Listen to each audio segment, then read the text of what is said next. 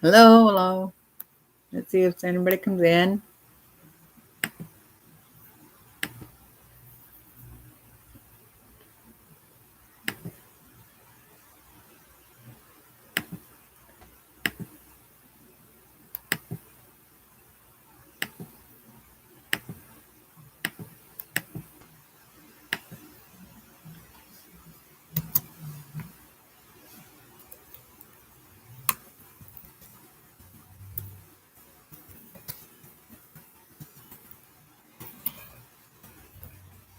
Hey, it's only me.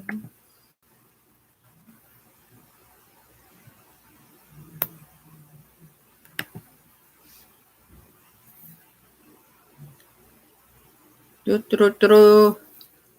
Hello, hello.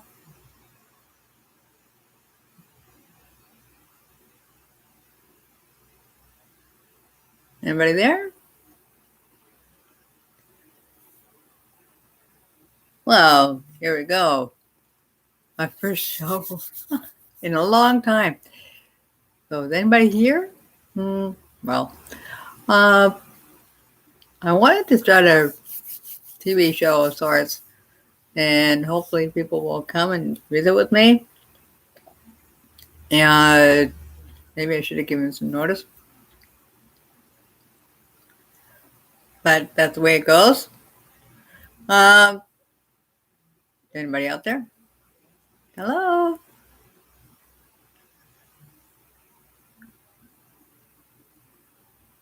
Is anybody out there? Woohoo.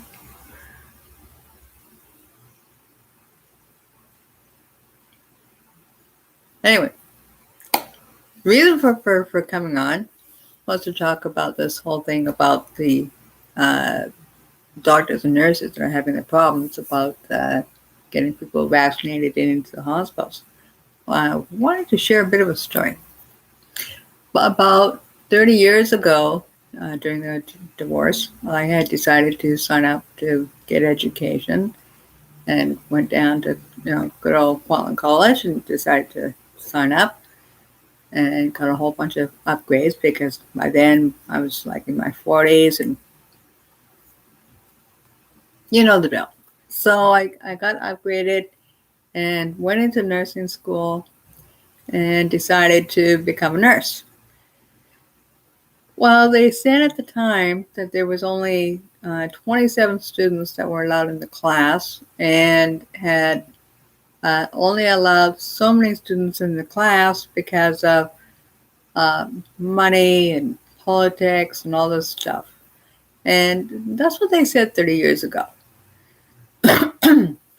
I noticed in the Global Mail a day or so ago that they're still saying that same message about students not being able to get into uh, their courses because there's a long wait line because of funding and class size and all that.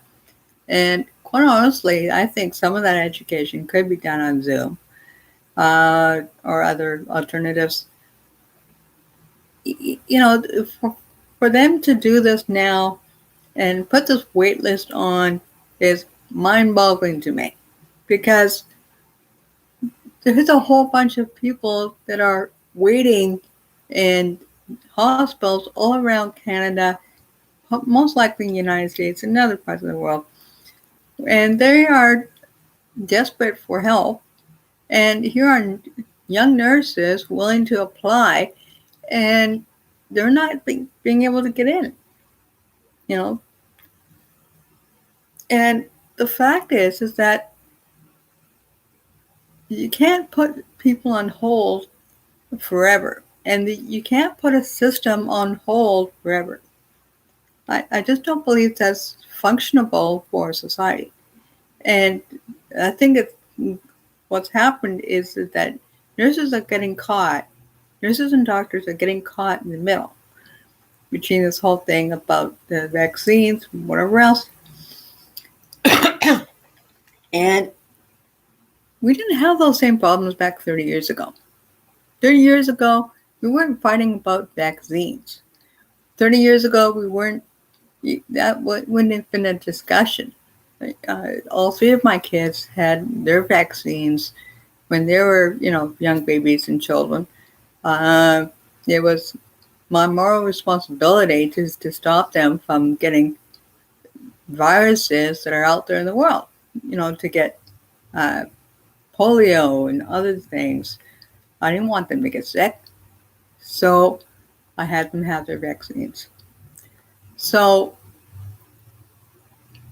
they didn't get anything they didn't get sick necessarily. So back in 1963, when I had the vaccines, I was given the ones for MMR, mumps, measles, rubella. So I had that vaccine, and what happened was, uh, whether it was before or after the shot was given, I don't know because I was obviously 3, and I wouldn't have known. Uh, but they found out 6 years later, or had figured out that I had mumps, and for some reason got into the nerves of my ear and killed the nerve in my ear. But it took them 6 years to figure out that I was hearing impaired and deaf. And that was part of the cost of having maybe a vaccine. Maybe it's because I caught it before the intervention of the vaccines. Nobody's really doesn't really know. So the fact is that yes, you can get a hearing loss. Yes, you can get reduced to being in a wheelchair. You can get reduced to being back in bed for 6 to 8 weeks because you can't function as well. You get tired a lot. All those other things. But I think this whole thing that stems back from 70-year-old women are now dying in the hospital waiting room, waiting for medical care, and it's bizarre to me. So why are they hiring more people to help save more lives? And on top of that, allowing people to have a vaccine, which can help mediate some of that. So it all seems kind of backwards. And we are essentially going backwards and not progressing and not giving our kids a chance to not get these things, not get the vaccine, not get the viruses. I'm a pretty strong, reasonably healthy 61-year-old woman.